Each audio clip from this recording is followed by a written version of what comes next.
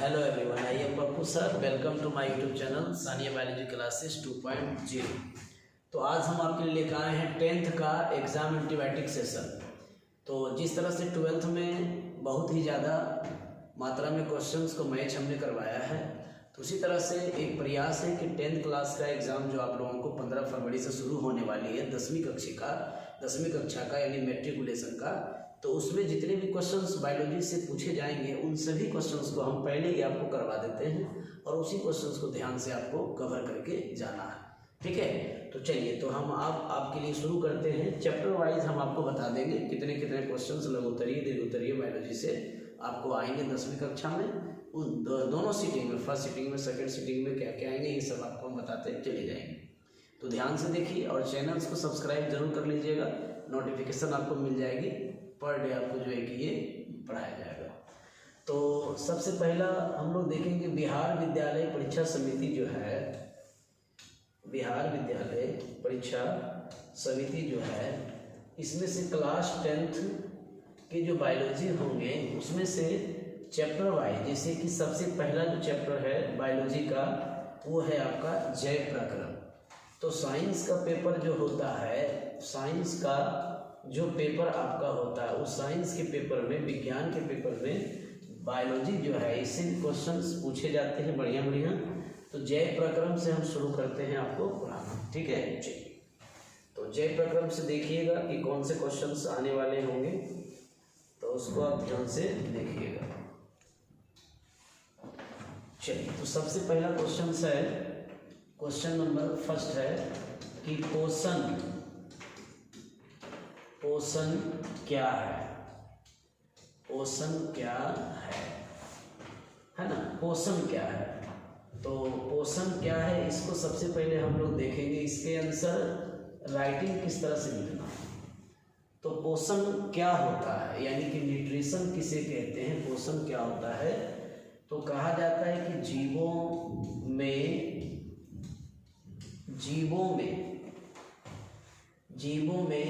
भोजन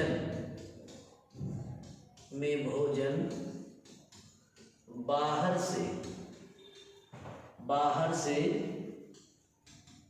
शरीर के अंदर, जीवों में भोजन बाहर से शरीर के अंदर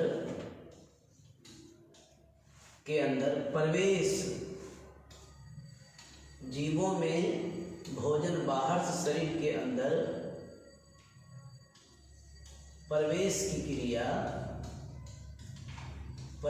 की क्रिया को पोषण कहते हैं। यानी कि आपको ज़्यादा मेहनत नहीं करना है डिफिनेशंस को रटने में, केवल आपको देखना है कि पोषण पूछा जा रहा है। तो कहा जाता है कि जीवों में पोषण, यानी कहने का मतलब ये हुआ कि जीवों में जो भोजन है वो भोजन क्या करता है, बाहर से, जब कोई जीव है उसमें भोजन बाहर से क्या करता है, शरीर के अंदर प्रवेश, यानी जिसको हम लोग एंट्री कहते हैं, प्रवेश यानी कि आने की क्रिया, प्रवेश की क्रिया को हम लोग क्या बोलते हैं, पोषण कहते हैं। एक लाइन में लिखना है, कहीं कोई दिक्कत नहीं होनी चाहिए। दूसरा क्वेश्चन है, ये हम आपको शॉर्ट क्वेश्चंस करवाते जा रहे हैं, लघुत्तरीय प्रश्न जिसमें आपको 2 अंक मिलेगा। तो सबसे पहले लघुत्तरीय करवाएंगे, फिर आपको दीर्घोत्तरीय करवाते जाएंगे। दूसरा जो क्वेश्चन है वो है जैव प्रक्रम क्या है। जैव प्रक्रम क्या है। जैव प्रक्रम को जैव प्रक्रिया भी कहा जाता है। जैव प्रक्रम को जैव प्रक्रिया या इसी को जैविक प्रक्रिया भी कहते हैं, जैविक प्रक्रिया भी कहते हैं। तो क्वेश्चन हो सकता है कि आपका पूछा जाएगा कि जैव प्रक्रम क्या है, या पूछा जाए कि जैव प्रक्रिया क्या है या जैविक प्रक्रिया क्या है। तो इस तरह से जवाब देना। इसी को अंग्रेजी में लाइफ प्रोसेस कहते हैं, लाइफ प्रोसेस। देखो, लाइफ प्रोसेस कुछ नहीं है, जैविक का मतलब क्या होता है, सजीव होता है, और प्रक्रिया का मतलब होता है मेंटेन। क्या होता है, मेंटेन करना। क्या होता है, मेंटेन होता है। अब देखे होंगे कि मेंटेन करना होता है। तो कहा जाता है कि इसका आंसर अगर हम लिखते हैं तो ऐसे लिखेंगे कि जीवों के शरीर जिस क्रिया द्वारा मेंटेन यानी कि अनुरक्षित रहता है जैव प्रक्रम कहलाता है। यानी कि सिंपल सा क्वेश्चन है कि जीवों के क्या होते हैं कि शरीर जिस क्रिया द्वारा यानी जिस काम से आपका शरीर मेंटेन रहता हो, चुस्त फुर्त, हर चीज में बढ़िया एनर्जेटिक, ऊर्जादायक, ऊर्जावान रहता हो, उन सारे प्रोसेस को हम लोग कहते हैं जैव प्रक्रम। अगर एग्जाम्पल्स पूछा जाए तो एग्जाम्पल देखिए, दे दिएगा पोषण, क्या दीजिएगा? पोषण। दूसरा दीजिएगा श्वसन, तीसरा दीजिएगा जिसका नाम है परिवहन, यानी कि परिवहन दीजिएगा, और चौथा दीजिएगा जिसको हम लोग कहते हैं उत्सर्जन। कहते हैं कि दुनिया में इन सभी प्रक्रिया को ही कहा गया है जैव प्रक्रम कहा गया है। अगर आपसे कोई पूछता है कि सर पोषण जो है जैव प्रक्रम है, श्वसन जैव प्रक्रम है, परिवहन जैव प्रक्रम है, उत्सर्जन जैव प्रक्रम है, लेकिन हमने कहीं कहीं पढ़ा और हमने ये अनुभव किया कि प्रजनन भी जैविक क्रिया है, ये आप हमसे कहिएगा कि प्रजनन भी जैविक क्रिया है, और नियंत्रण और समन्वय, नियंत्रण एवं जो समन्वय है ये भी आपका जैविक प्रक्रिया है ना। लेकिन ये दोनों कहना यहाँ पर क्या है? गलत है। इसलिए क्योंकि जिसके बिना सजीव अपने शरीर को मेंटेन नहीं कर सकता है वो केवल चार ही ऐसा प्रक्रिया है जिसके बिना कोई भी सजीव इस दुनिया में नहीं रह सकता। जैसे अगर उसको भोजन नहीं मिले तो वो पृथ्वी पर, जब भोजन उसको नहीं मिलेगा तो उसकी कोशिका और उससे उसके ऊतकों की मरम्मत यानी रिपेयर नहीं हो पाएगा। यानी कि अगर किसी जीव को अगर भोजन नहीं मिलेगा, अगर पोषण की क्रिया नहीं होगी, उसमें न्यूट्रिशन नहीं होगा, तो उसका कोशिका और ऊतक रिपेयर नहीं होगा, ना ही उसमें ग्रोथ होगा, ना ही उसमें डिफ्रेंसिएशन यानी विभेदन उसमें नहीं होगा। शॉर्टकट में बोला जाए तो शारीरिक विकास रुक जाएगा। अब कहते हैं श्वसन, अगर श्वसन की क्रिया नहीं होगी तो कोशिकाओं में क्या होगा? ऊर्जा जमा नहीं होगा और भोजन का ऑक्सीकरण नहीं हो पाएगा। भोजन के ऑक्सीकरण होने से ही क्या होता है? कोशिकाओं में ऊर्जा अवशोषित होती है और परिवहन में भी इन्वॉल्व होता है। तो श्वसन क्रिया नहीं होने से जीवों की मृत्यु तय है, पोषण क्रिया नहीं होने से जीवों की मृत्यु तय होती है, परिवहन की क्रिया नहीं होने से, परिवहन में क्या होता है? उपयोगी पदार्थ शरीर के सभी अंगों में क्या करते हैं? घूमते हैं और ऊर्जा सबको देता है। यानी हमारे शरीर के प्रत्येक अंग में ऊर्जा मिलता है। जैसे भोजन टूट रहा है आमाशय में, ठीक है, और भोजन का अवशोषण हो रहा है छोटी आंत में, ठीक है, लेकिन क्या छोटी आंत में ही भोजन रहता है ना? क्या आमाशय में ही भोजन रहता है? नहीं, शरीर के सभी अंगों में ऊर्जा जाता है रक्त के द्वारा, ब्लड के द्वारा जाता है। शरीर के सभी अंगों में ऊर्जा जाता है, ब्लड के द्वारा जाता है। तो ब्लड के द्वारा जब शरीर के सभी अंगों में ऊर्जा जाता है तो वो किस क्रिया जाएगा? परिवहन से। तो अगर आपके शरीर में परिवहन नहीं होगी तो आपके शरीर की ऊर्जा हर जगह ब्लड के द्वारा घूमेगा नहीं, ग्लूकोज वगैरह घूमेगा नहीं। तो होना जरूरी है। श्वसन क्रियाएं नहीं होगी तो भोजन आप कितना खा लीजिए तो आप उसका ऑक्सीडाइज नहीं होगा, है ना, उसका ऑक्सीकरण नहीं होगा। पोषण यानी कि अगर भोजन का एक भी निवाला शरीर के अंदर नहीं गया तो आपके शरीर के ऊतक, आपकी कोशिका वृद्धि नहीं करेगी, डेवलप नहीं करेगी। उत्सर्जन क्रिया अगर नहीं होगी, उत मने होता है उत्पन्न, सर्जन मने होता है निकलना, उत मने उत्पन्न, सर्जन मने होता है निकलना। तो शरीर के अंदर में जितने भी जहर होते हैं, शरीर के अंदर में जितने भी विषैला पदार्थ बनता है, वो सभी विषैला पदार्थ, टॉक्सिक मेटेरियल, वेस्ट मटेरियल जो होता है, जो बनता है उसको शरीर से बाहर निकलना जरूरी है। अगर वो नहीं निकलेगा तो आपके शरीर में जहर फैलेगा और आपकी मृत्यु तय है। ऐसा आप देखे होंगे कि मनुष्य में जब क्या होता है कि यूरिन यानी कि जो अमोनिया होता है, यूरिया जो होता है, वो शरीर से बाहर नहीं निकलता है। तो देखते होंगे उस मनुष्य के शरीर का क्या होता है, डायलिसिस होता है, हीमोडायलिसिस, जिससे उसके ब्लड को साफ किया जाता है नाइट्रोजन को मिला है। लेकिन ऐसी आवश्यकता आप लोगों के शरीर को नहीं होगी, क्योंकि उत्सर्जन हमारे शरीर में लगातार होते रहता है।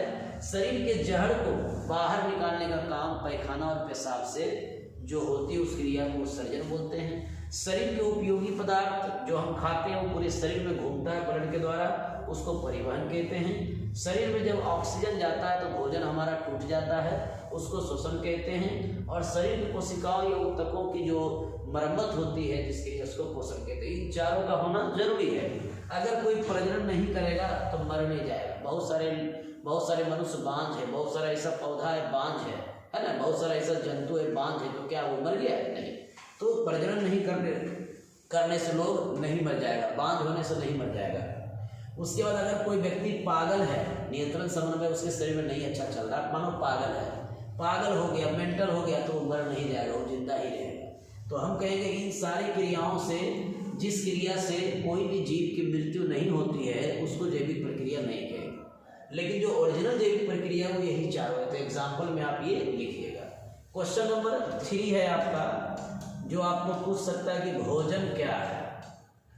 भोजन क्या है ना, भोजन क्या है, इसके उदाहरण दे। इसके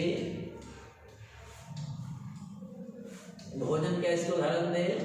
उसके बाद पूछ सकता है भोजन के स्रोत बताएं। भोजन के स्रोत बताएं, ये क्वेश्चन आपको आ सकता है 10th में।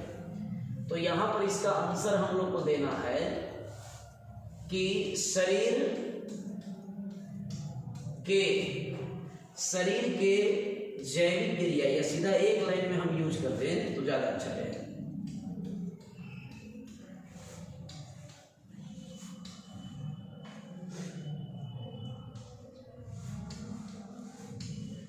वह पदार्थ जिससे ऊर्जा मिलती है, भोजन कहलाता है। भोजन कहलाता है, एकदम सिंपल है। अब कहा जाता है कि जो भोजन होते हैं उसके स्रोत क्या क्या होते हैं।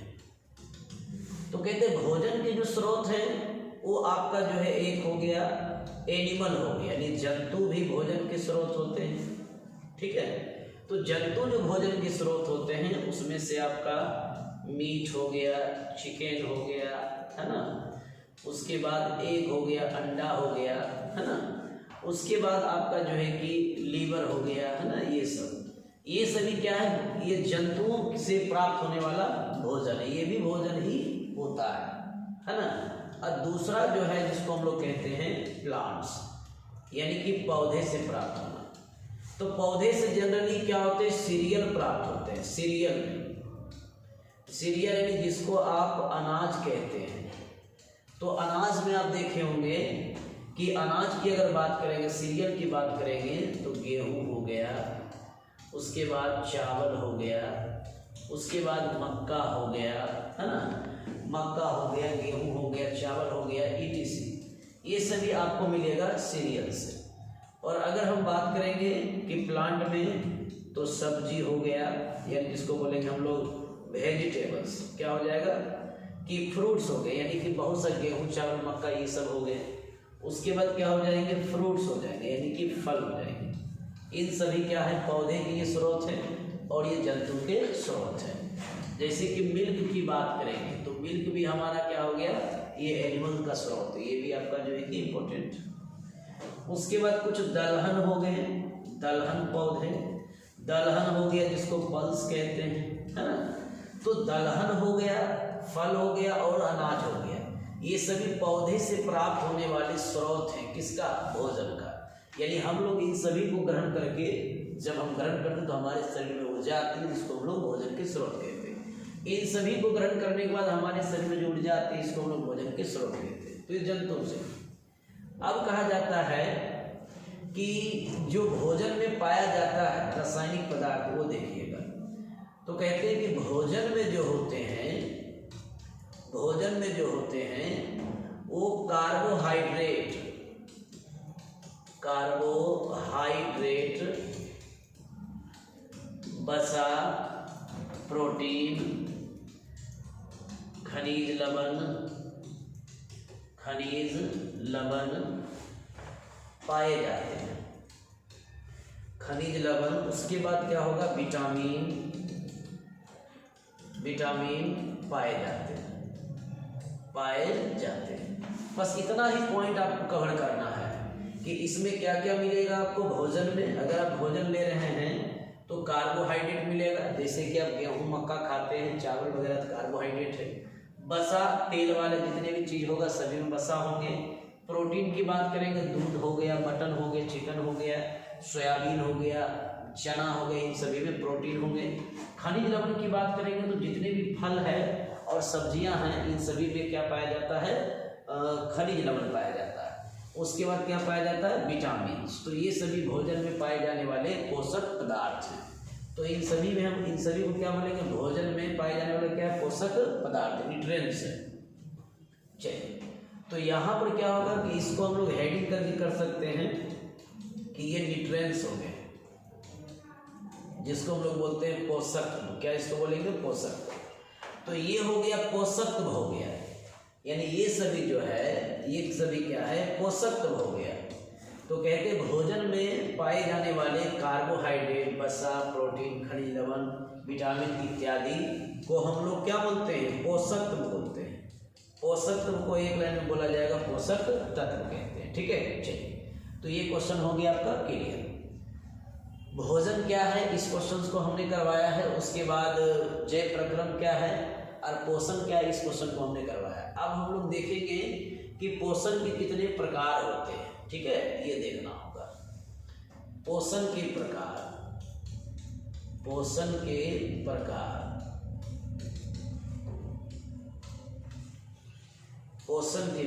क्वेश्चन नंबर नेक्स्ट हो जाएगा आपका जो है, क्वेश्चन नंबर आपका जो है नेक्स्ट हो जाएगा, जिसको कहेंगे क्वेश्चन नंबर 4। तो क्वेश्चन नंबर 4 हम लोग देखेंगे पोषण के प्रकार हो जाएगा। पोषण के प्रकार को लिखें। तो पोषण के प्रकार को लघुत्तरीय प्रश्न में अगर आता है तो आप केवल 2 को ही वर्णन करेंगे कि पोषण 2 तरह के होते हैं। तो सबसे पहला तरह जो है उसका नाम हो जाएगा स्वयं पोषण, और दूसरा हो जाएगा विषम पोषण। क्या हो जाएगा, विषम पोषण हो जाएगा। तो आपको देखना होगा कि स्वयं पोषण क्या है, विषम पोषण क्या है। तो यहीं पर हल्का है, स्वयं बने खुद से, विषम बने जबरदस्ती या किसी दूसरे पर निर्भर। कहते हैं पोषण का मतलब क्या होता है कि शरीर के भीतर में भोजन ग्रहण करना, बाहर से भोजन शरीर के भीतर लाना कहलाता है पोषण।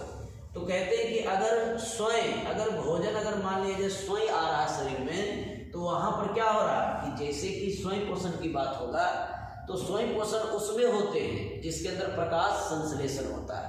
तो प्रकाश संश्लेषण जिस जीव में होता है उसी में स्वयं पोषण पाया जाता है। तो हम लोग कहेंगे कि वह पोषण जिसमें जीव अपना भोजन स्वयं बनाता है या संश्लेषित करता है उसको कहा जाता है स्वयं पोषण।